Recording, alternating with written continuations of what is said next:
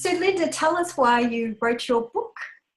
Well, I've written a couple of books on screenwriting, actually. The first book that I wrote was a book called Screenwriting Updated. Okay, here's the situation.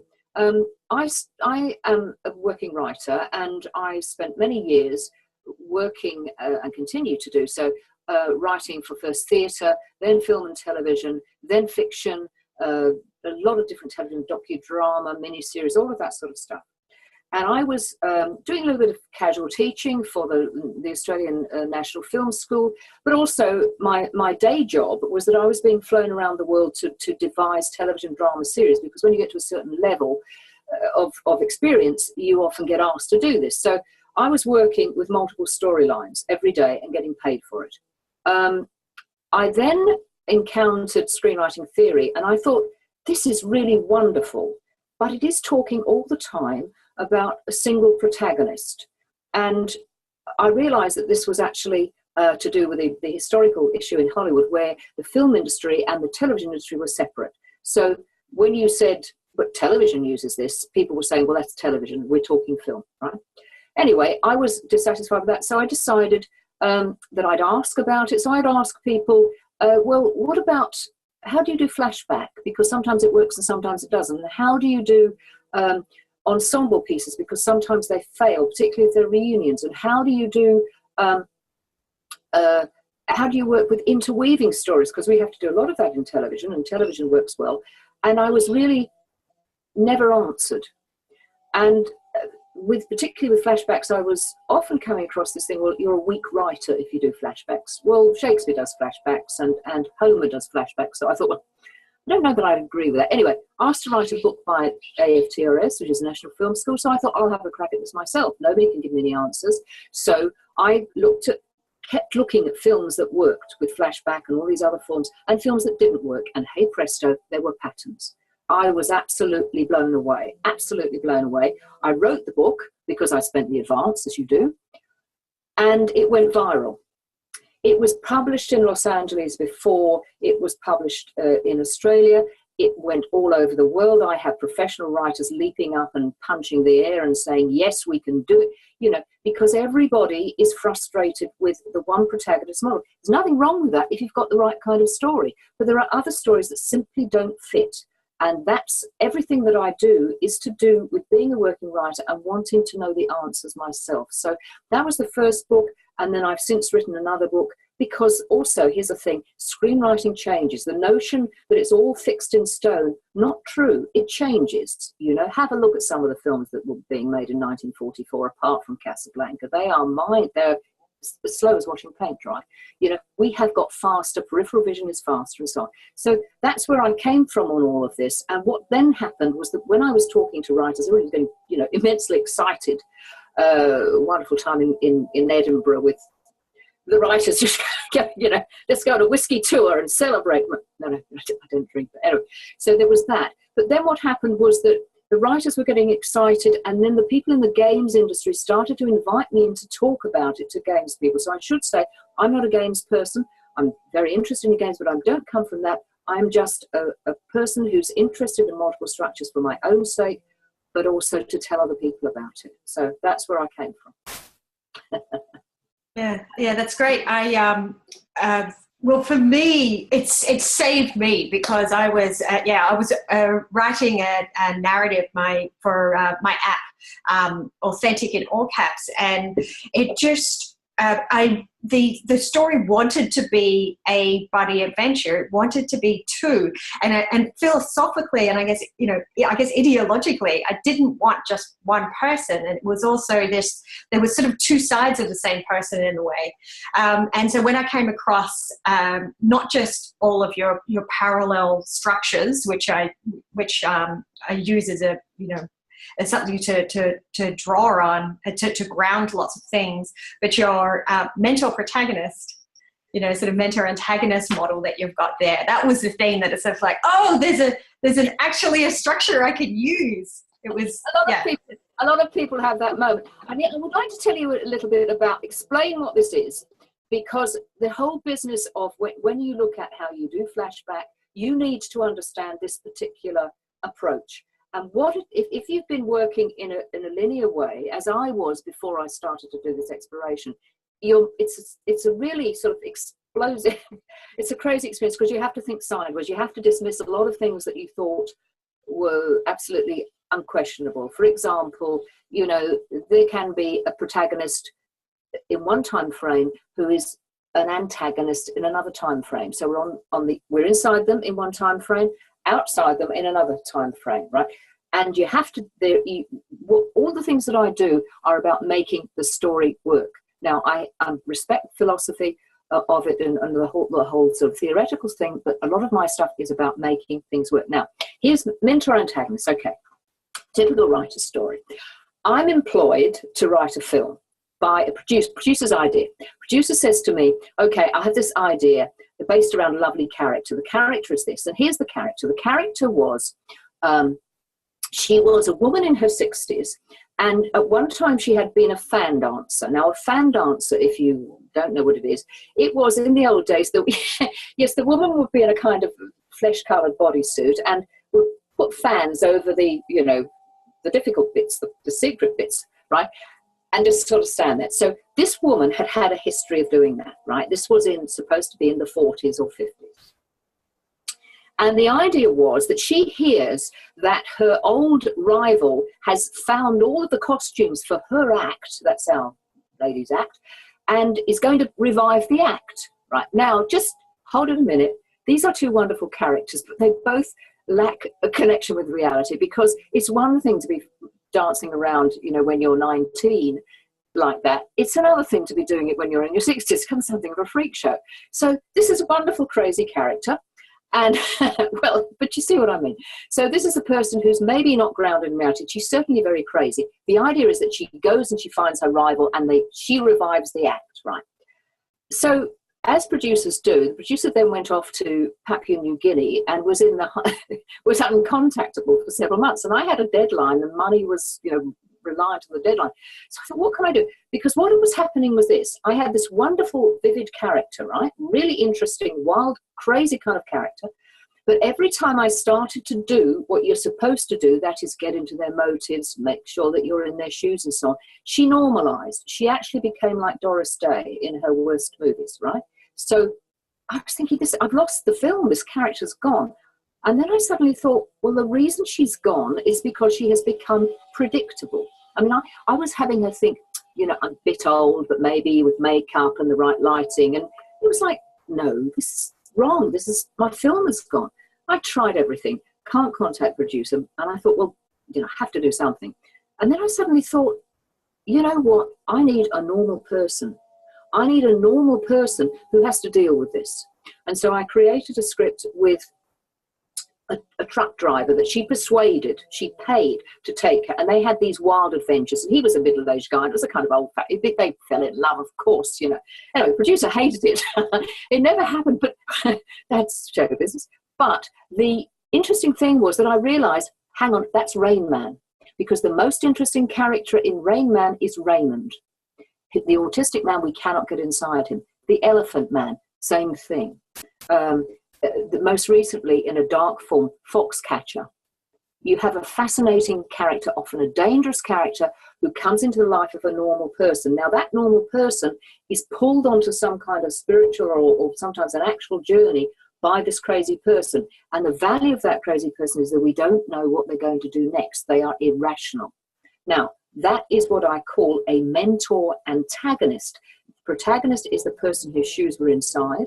The sort of normal point of view, they can be sort of pretty strong and tough. They can be heroic in that sense.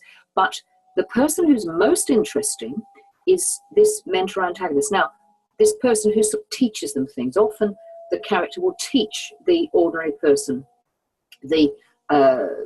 something about life. Now, why is that important to you as a writer? It's important because you need to give that protagonist, who's less interesting by definition than the mentor antagonist character, you need to make sure we care about them. Otherwise, they are just standing there. Now, you can see what happens when they are just standing there in the film Solace, because Anthony Hopkins is acting his socks off, everybody's acting their socks off, but it's boring because they're all nice people and there is no suspense. You see, if you have a wild card, they're going to do things, and that's the joy of it. But it's only in a certain kind of story. It is a kind of story where so if you have a story where you know there's a fascinating person who starts to create problems for people around them, right? Think this might be a mentor antagonist. Why am I saying antagonist? Because you've got to stay on the outside of them, right? This is all about how you write the wretched thing. But you've got to pull yourself out of that really interesting character and immerse yourself in the less interesting character, because you can't have that person standing there. You've got to have them worried, anxious, but they are also changing. They are the one who's going on this journey of change. The mentor antagonist doesn't change. Here's a mentor antagonist for you. King Kong. That often it's the title of the film is the name of the mentor antagonist. So King Kong teaches the other people a lot of things about life. He doesn't change, and we cannot be in his shoes. Not that he wears shoes, you know. We cannot be in his hairy gorilla's feet. We can feel empathy, right? But we don't know what he's going to do next, and that's the joy of the story. So if you feel you're pulled to write about a character, you might have to invent a less interesting character to make that story work, as I did. Think of Invictus, where you've got Nelson Mandela. If you get inside him, you'll trivialize him. So in Invictus, we had the Matt Damon character, who was the rugby player, and that means that Mandela remains a mystery. So you see, that's what I'm saying. But what it says breaks a lot of rules about what people often say about protagonists, because for a start, the protagonist is reactive rather than proactive. No less interesting, but reactive. But also, the most interesting character is not the protagonist. This is just technical. Stay on the outside, because then you get drama and the unexpected and the suspense. Watch Solace. Also watch that film Passengers, where the girl is just there for love interest. Now, it's very bad to have these terms for things, because you kind of automatically turn whatever character you're describing as a cliche into a whacking big cliche. Now reverse that so that she becomes the person who's suddenly woken up and found this strange man hanging around. You've got a story. Now, somebody online has very cleverly written that. I was writing about that many years ago in Wedlock, which is another film that has a love interest character of a woman. The love interest issue is a big one for women. I'm saying one thing that you can do is you can make these women the protagonist. Then you have an interesting male, because it's sort of mysterious, and you have an interesting woman. So, yeah, interesting. Yeah, for me, it was like not. I wouldn't call it less interesting, but yeah, there was a lot of internal things that were going on, and so I had a young. Not intern, but a young woman that was working with the older woman, and the younger woman was the one that was provoking all the change in the protagonist. That's what saved me there, which is quite fascinating. So we've got this two-part there, and in many ways, I find the mentor antagonist sort of knows and reflects back the inner life of the protagonist. This is my own reading, own sort of use, that they, obviously they're driving them to the place that they need to be. But they're the ones that reflect to everyone what is really going on in the inner life of that one. It's what my little motto for it is. It's an enigmatic outsider with a wisdom born of pain. Often that's what it is in the benign versions. Now, the interesting thing, if we just cut aside for a moment, is that when you do a certain form of flashback where somebody is trying to regain a dream, an enigmatic person is trying to regain a dream, in fact, that person in the story in the present is a mentor antagonist. When you jump into the past, you're inside them. Hold it. I know it's freaky. Slumdog Millionaire. When we're in the present, in the police station where the guy is being tortured, our hero, right? We're on the outside. We're with the police. I mean, who is this person? Is he a terrorist or something? When you jump into the past, you're inside that man. Can you see that? When you come to the present, and the reason that that's important to know, it's not philosophical. Well, it has a philosophical dimension, I suppose. But when you're in the present, you need to stay on the outside of the character. Otherwise, you have one interesting character and you have a lot of people watching. That's what you have. right? You've got to give these actors something to do. So you create strong protagonists, and you can have multiple protagonists in the present in those flashback films, but that's another issue. One of the things that's interesting here about what you're saying, I mean, I'm dead on. You're absolutely right. I think that's a very interesting take on it. And we need to talk more about this sort of stuff. You know, it's really important that we understand it and that people take it in various different ways. And so I'm always open to this sort of thing myself. The other thing that you can look at for two characters is a double journey. And that is when you have two characters who are traveling together, but they're different sides of the same coin. Brokeback Mountain. Now, structurally, with Brokeback Mountain, you've got one story for each man when they're apart, and one action line, what they're doing, but also in their lives, but also what they're doing with it vis-a-vis their families. So you've got 4 stories, right? But then you've got one when they're together. You have to plot action for each of those. So you're running 3 action lines there. Do you see what I mean? It's all about what you plot. So that's another version. Now, if you see films that don't work using that, and this is very useful to look at films that don't work, and I don't do this in any sort of smart alecky way. I use it because it's really, really useful, and goodness knows we all make terrible mistakes, and mistakes happen. Cold Mountain, Nicole's got nothing to do, right? Turn that, so she is waiting for her man, and then she waits, and then she waits a bit more, and then she gets fried of a chicken, and then the story goes over to her little servant person, the young woman, right? Why? Because all Nicole's got to do is to wait. Now, it's interesting, I noticed she's recently in a film where she is a bit like the heroine in Cold Mountain, but she's doing stuff. Now, let's rewrite Cold Mountain. Let's make it so that the man is coming home and he's degenerating morally, and she is at home and she is helping the slaves and she is growing as a person. Much more interesting. You know, otherwise what she doing? She just is passive, and that's the love interest problem. That's why we've got to stop using that term. But you see, that's another form of double journey, which might help people. I don't know. Yes, definitely, because there's a rise in, I mean, there's a game that I'm working on. There's lots of people that are working on more, you know, there's multiplayer, but there's also local multiplayer. So it's sort of moving outside of having to be big multi-million-dollar productions, and people are playing with people online, people that they don't know. Instead, they're playing games with people in the same room, which lends itself to more intimacy and you know, potential change for the players. And so the idea of structuring, you know, yes, that two-part journey, but obviously they need to intertwine. They need to affect each other, and their ending needs to be entwined with their paths.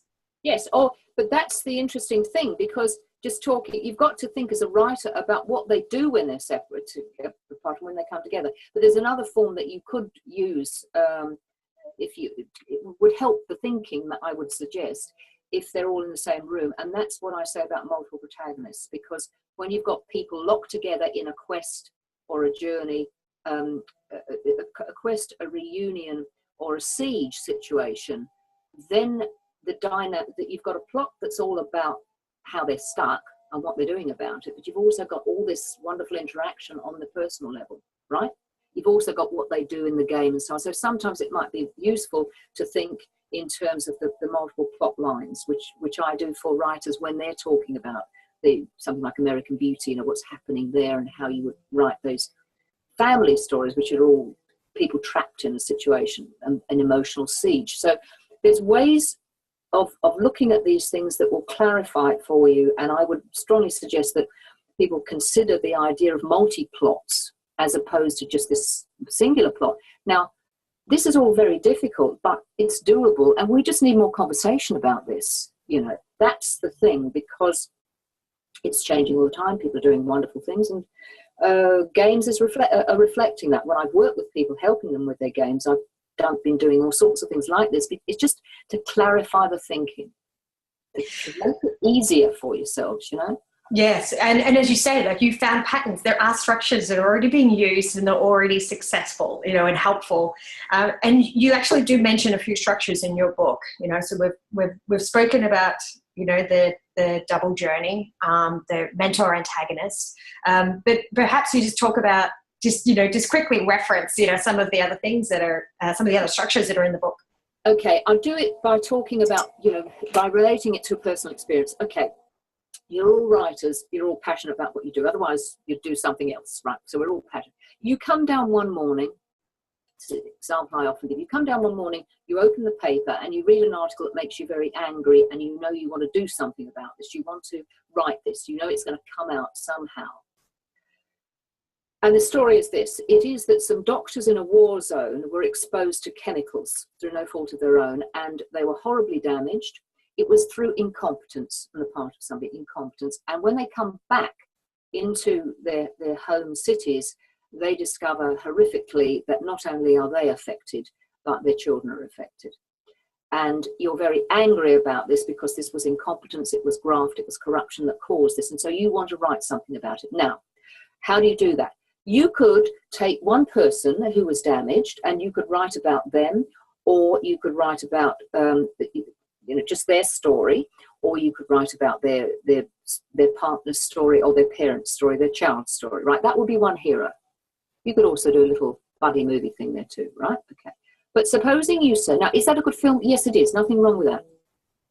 However, if you say, I want to look at 4 doctors all going to different cities in the world and their different responses to it, right? You've got 4 storylines you've got to follow there, right? Now, that is that's what I would call a tandem narrative structure. Equally important stories on the same theme. Is that good? Yes, of course it's good. But it's not one hero, because you've got to do all this plot stuff. You can say philosophically, oh, that I feel is the hero. But as a writer, you've got to give these characters stuff to do, right? So tandem. Right, multiple protagonists. Let's say our doctors come together in some kind of hospital situation and they decide to fight back. Right, can you see you've got a common enemy, but you've also got all of the emotional stuff going on between them. Now, I would say that is a multiple protagonist structure, and your theme there, and you can recognize this, these little mottos are quite useful for you. Same team, same adventure, right? So your tandem is same theme, different adventures, different examples. This is same team, right? Now, when you get on to flashbacks, there's lots of different sorts of flashbacks. Some are very simple. Others are double narratives. And I use very precise terms, not because I want to be a pain in the neck, but because it's to remind us all what we've got to do. Double narrative, one in the present, one in the past, jump between, right?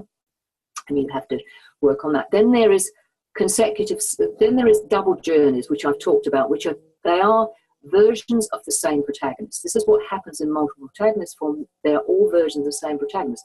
All, in my instance, in my example, all doctors, but different responses. So when you have the double journeys, you've got 2 characters who are often different sides of the same coin. So, in Brokeback Mountain, you've got 2 different studies of a gay man, right? The Queen, you've got different studies of a leader, right? So that's double journeys. So we've already got several structures that don't fit the one hero. They're already multi-plot. Then you have the really hard ones, which are, I would call, consecutive stories. One story after the other, linking at the end. Sometimes fractured. That's Pulp Fiction. Trust me, Pulp Fiction works to patterns, same patterns that you can see in Homer's Odyssey, because it's all about holding the audience. It's basic storytelling stuff. And the final category, and there are about 6 different ways that you can do that. They're often about the slippery nature of truth and different versions. Run, Lola, Run, for example, is one of that family. But you've got to hold them together, otherwise they'll drop into an anthology.